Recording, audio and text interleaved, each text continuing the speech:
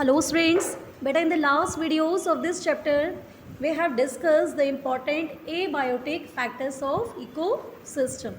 Last video तक हमने इस चैप्टर में इकोसिस्टम के जो कई सारे इंपॉर्टेंट एबायोटिक फैक्टर्स होते हैं वो अब तक डिस्कस कर लिए थे, जैसे कि विंड, टेम्परेचर, एयर। ठीक है, जो नेक्स्ट इम्पॉर्टेंट जो एबायोटिक फैक्टर है इकोसिस्टम का दैट इज़ ह्यूमिडिटी।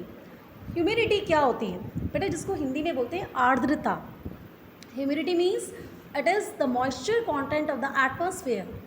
जो एटमॉस्फेयर में जो मॉइस्चर प्रेजेंट होता है, यानी नमी कह सकते हो आप, नमी जो प्रेजेंट होती है हमारे आसपास के वातावरण में वो ह्यूमिडिटी कहलाती है। नमी कैसे, जो आपको पता है जो पानी है नदियों और तालाबों का वो सूरज की गर्मी से वाष्प बन के, वेपर बन के ऊपर उड़ता है और एयर में जाके मिल जाता है, और उस जो भाप जो फॉर्म होती है पानी की, जो भाप वाली जो गैसियस स्टेट होती है पानी की, उसको हम क्या कहते हैं, वेपर कहते हैं। ठीक है, तो ह्यूमिडिटी को आप डिफाइन कर सकते हो, it is the amount of water vapour in the atmosphere. Atmosphere में जो वाटर वेपर की जो मात्रा होती है, वाष्प की जो मात्रा होती है, उसको हम बोलते हैं ह्यूमिडिटी। ठीक है, तो ये एक इम्पॉर्टेंट एबायोटिक फैक्टर है जो प्लांट्स और एनिमल्स दोनों पर ही अपना प्रभाव डालती है। तो बेटा it directly regulates the rate of which water evaporates from the body surface of land organisms by transpiration, perspiration and other means। देखिए प्लांट्स में जो एवेपोरेशन होता है वाटर का वो ट्रांसपिरेशन की प्रोसेस के द्वारा होता है, और जो एनिमल्स होते हैं like human beings and other animals, इनमें जो वाटर एवेपोरेट होता है वो पर्सपिरेशन की प्रोसेस के द्वारा होता है। Perspiration means process of sweating, sweating means पसीना आना। तो ये जो ह्यूमिडिटी होती है, जितना ज़्यादा एटमॉस्फेयर में ह्यूमिडिटी होती है उतना ही ज़्यादा रेट ऑफ पर्सपिरेशन होता है एनिमल्स में, जैसे इंक्लूडिंग ह्यूमन बींग्स। जैसे आपने भी नोट किया होगा, जो ऐसा मौसम होता है, बरसात का जो मौसम होता है, जब बादलों का जो मौसम होता है उसमें पसीना ज़्यादा आता है। जैसे आजकल का जो वेदर है उसमें उमस है, बहुत ज़्यादा ह्यूमिडिटी है एटमॉस्फेयर में, तो जिसकी वजह से हम लोगों को पसीना बहुत आता है। तो आप कह सकते हो ह्यूमिडिटी एटमॉस्फेयर में बढ़ती है तो उससे जो रेट ऑफ पर्सपिरेशन है ऑर्गेनिजम्स में वो भी बढ़ जाता है। ठीक है, प्लांट्स में भी ह्यूमिडिटी बहुत ज़्यादा इंपॉर्टेंट रोल प्ले करती है। बेटा ह्यूमिडिटी अगर एटमॉस्फेयर में बढ़ जाती है तो प्लांट्स में जो रेट ऑफ ट्रांसपिरेशन है वो कम हो जाता है। रेट ऑफ ट्रांसपिरेशन कम हो जाता है। ट्रांसपिरेशन क्या होता है, ट्रांसपिरेशन मतलब प्लांट्स की बॉडी में से पानी का भाप बन के उड़ जाना, ये ट्रांसपिरेशन कहलाता है। तो आपको ये मालूम है कि जो वाटर है it always flows from higher concentration to lower concentration area.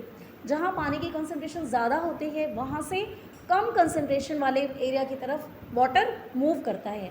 तो क्या होगा, जब एटमॉस्फेयर में ह्यूमिडिटी ज़्यादा होगी, जब already water content, moisture content atmosphere में बहुत ज़्यादा प्रेजेंट है, तो क्या होगा, प्लांट्स में से रेट ऑफ ट्रांसपिरेशन कम हो जाएगा, क्योंकि water flows from higher concentration to lower concentration. Plants की बॉडी में पानी की कंसनट्रेशन कम है, जो कि एटमॉस्फेयर में ऑलरेडी पानी जो है वो वाटर जो है वो वाटर वेपर की फॉर्म में काफ़ी मात्रा में है। कब, जब ह्यूमिडिटी एटमॉस्फेयर में ज़्यादा है।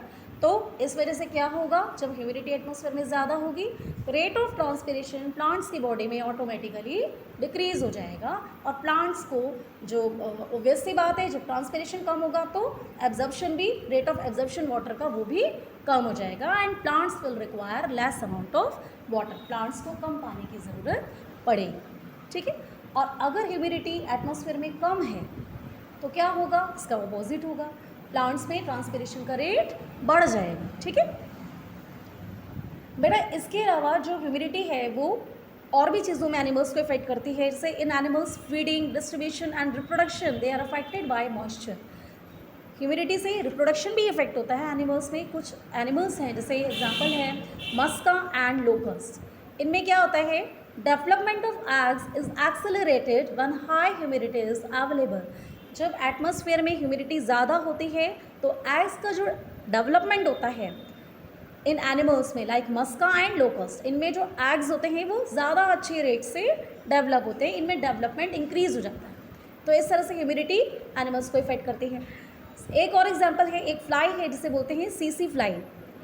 ये बेटा it doesn't feed at a at a humidity higher than 88% and ultimately dies. अगर ह्यूमिडिटी एटमॉस्फेयर में 88% से ज़्यादा है तो एक फ्लाई है जिसका नाम है सीसी फ्लाई, ये फीड करना बंद कर देती है, ये भोजन खाना बंद कर देती है, तो एंड अल्टीमेटली इट डाइज, और अल्टीमेटली इसकी डेथ हो जाती है। तो इस तरह से हमने देखा ह्यूमिडिटी जो है it is a very important abiotic factor which effects both plants and animals. बहुत ज़्यादा इंपॉर्टेंट फैक्टर है जो प्लांट्स और एनिमल्स दोनों को ही इफेक्ट करता है। ठीक है, तो जो नेक्स्ट इंपॉर्टेंट आपका एबायोटिक कंपोनेंट है वो है sunlight. It is the most important component, क्योंकि आपको पता है सनलाइट क्या है, it is the primary source of energy. सारी विश्व को, सारी दुनिया को, पूरे संसार को जो एनर्जी मिलती है, जो ताकत मिलती है, वो किससे मिलती है?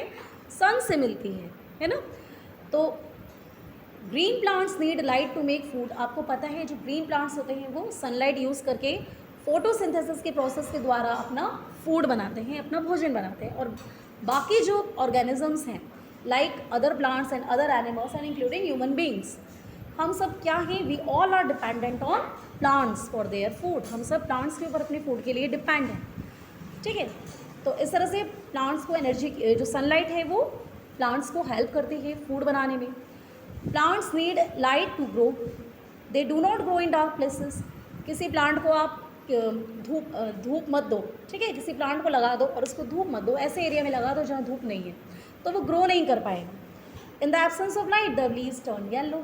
लाइट नहीं होगी तो उस पौधे की जो पत्तियाँ होंगी वो पीली पड़ जाएंगी नेचुरली। जब उसका फूड नहीं बनेगा फोटोसिंथेसिस के प्रोसेस के द्वारा तो उसकी पत्तियाँ भी पीली पड़ जाएंगी। ठीक है, ना केवल प्लांट्स लाइट से प्रभावित होते हैं, अभी हमने आपको बताया प्लांट्स के लिए लाइट कितनी ज़रूरी है, सनलाइट कितनी ज़रूरी है।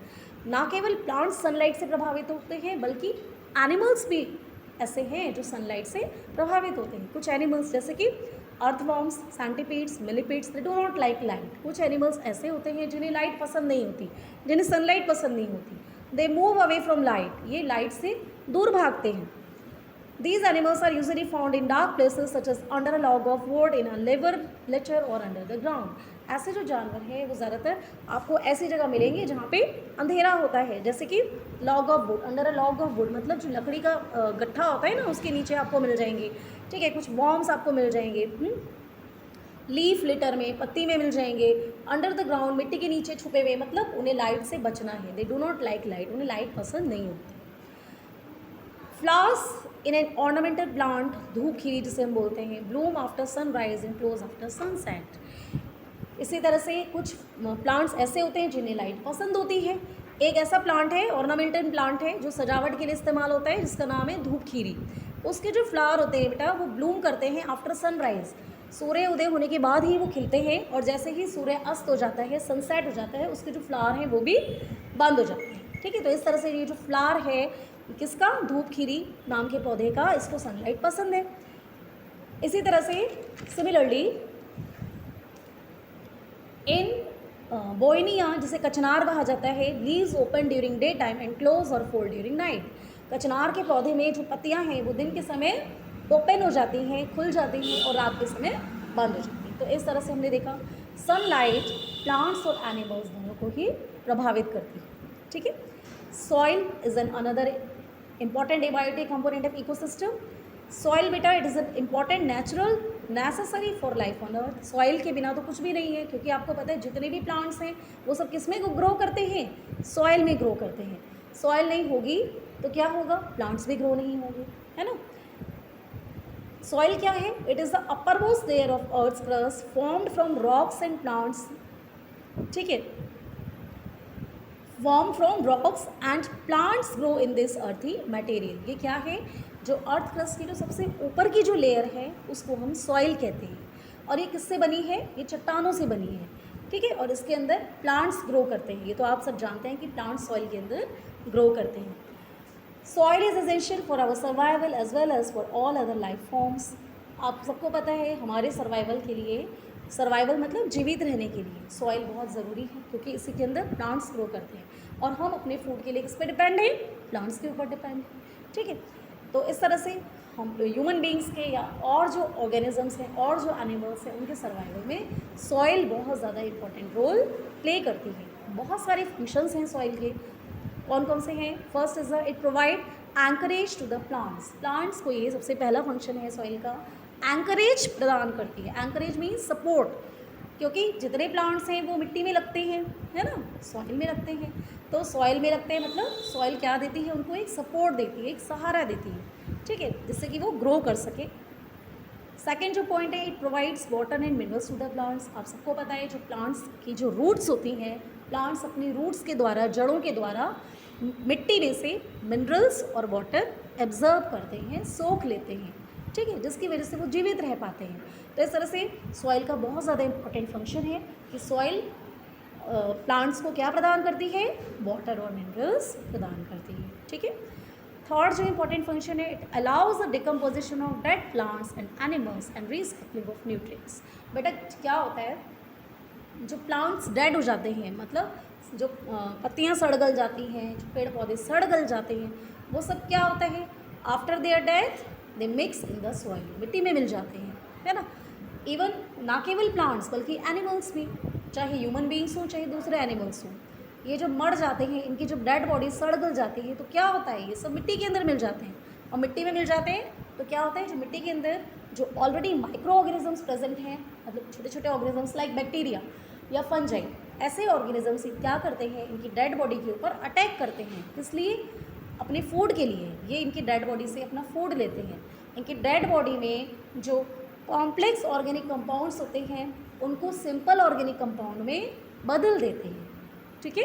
माइक्रो ऑर्गेनिजम्स जो सॉइल के अंदर प्रेजेंट हैं वो क्या करते हैं, प्लांट्स और एनिमल्स की बॉडी की डेड बॉडी के ऊपर अटैक करते हैं और उनसे अपना फूड लेते हैं।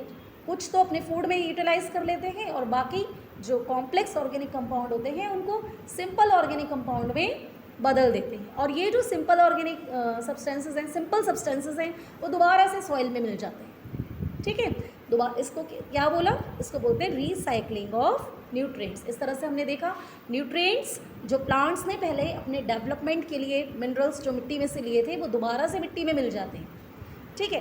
तो इस तरह से सॉइल जो है वो क्या अलाउ करती है, decomposition of dead plants and animals, क्योंकि मिट्टी के अंदर जब ये डेड प्लांट्स और एनिमल्स मिट्टी में मिल गए उसके बाद ही क्या हुआ, जो माइक्रो ऑर्गेनिजम्स थे उन्होंने उसके ऊपर अटैक किया, ठीक है, और दोबारा से जो न्यूट्रिएंट्स थे उनको मिट्टी में ट्रांसफ़र कर दिया, ठीक है।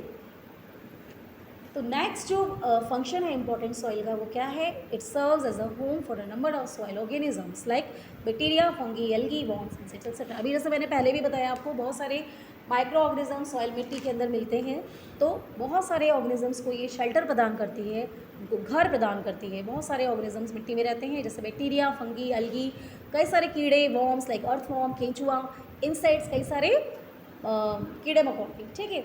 इसके अलावा कुछ बड़े एनिमल्स भी होते हैं लाइक रैट एंड स्नेक, जो अपना घर जो है वो मिट्टी में, बिल में बनाते हैं, लाइक रैबिट ऑल्सो, ठीक है। तो बेटा this was all about the abiotic components of ecosystem.